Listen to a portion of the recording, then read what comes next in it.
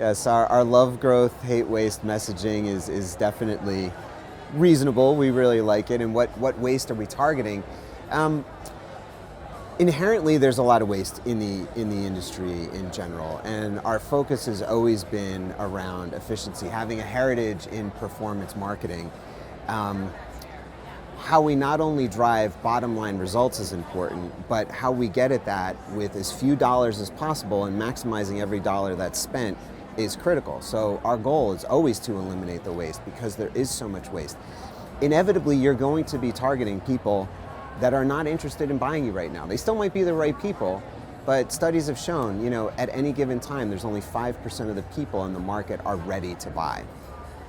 That said, you still want to make sure that you're talking to the right people, where it's not only about identifying when they're ready to buy or when they're ready to take an action, but people that will resonate and engage and be receptive to whatever your brand has to say and what messaging you're putting out into the market. So Tinuiti's Bliss Point technology sounds like a positive force. What exactly is it, and how does it actually expose the waste that you really do try to ferret out? Yeah. So our Bliss Point technology is definitely a force, and we're starting from a measurement perspective, but we're expanding into a variety of things, which I'll touch on in a second.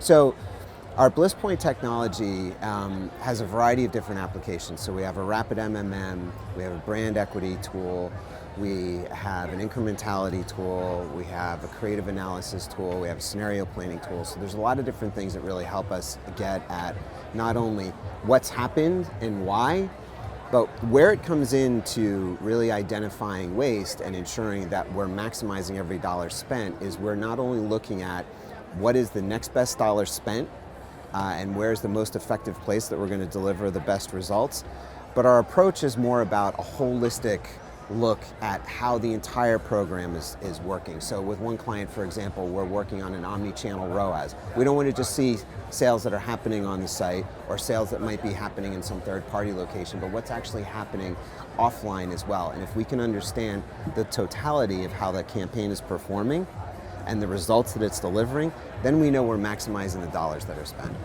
Is there anything you can say about the way Bliss Point targets and exposes waste that's maybe different from traditional analytics?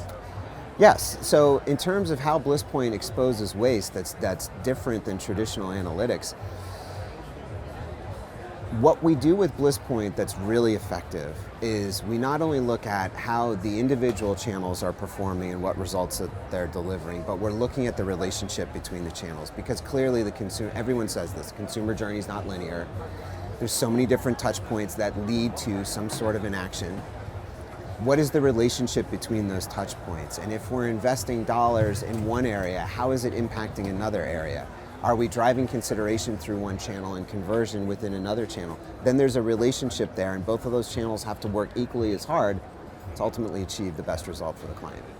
I want to talk a little bit about the value of first-party data, but also the balance that's needed, that balance that marketers are seeking when it comes to using first-party data to unlock the broader signals for full funnel growth. Yeah, so the value of first-party data and how we can use that to unlock signals is really, your first-party data has got to be your foundation. That's the most important thing. But you have to have that foundation and use it in such a way where it can be actionable. So we use our client's first-party data. We marry it up against our identity spine, which is a third-party identity spine that we license, because then that gives us a real true perspective of who the audience is, what are the different signals that we've got, and then we can start appending different levels of third-party data so we can understand unique attributes, demographic, behavioral, and more importantly, psychographic information. I feel like that's some of the most important things that we can do. And that can not only help us understand who our core audience is and how well we're doing with them and what's important to them versus not, but this is a great way for us to identify expansion audiences. The emergence of AI answers has dramatically changed the way we search, the way companies are discovered. AI SEO seems like a defensive play against declining organic traffic, right? How do you make it offensive? So AI SEO, I wouldn't necessarily categorize that as a defensive play. I think it's an evolution. What's really interesting with AI right now and the way that we're advising our clients to take a look at it is it's not just about indexing results and indexing content. It's about answering questions, starting a dialogue, and having some level of influence and almost bias, but bias might be a strong word, but if you use it in the right way of which is better, this car or that car? Why do you think that? What should I be considering? These are the things that are really important to me. You want that kind of opinionated information to come back to you because that's going to help inform your decision. And so AI SEO is a way to start evolving how we look at SEO and not just thinking about keyword density and all of the other mechanical elements that go into SEO, but thinking about content in a different way that's much more conversational. And I think this is the greatest thing for our clients, because especially clients where they start to have a dialogue back and forth with their customer base, those dialogues can now inform what the content strategy really looks like.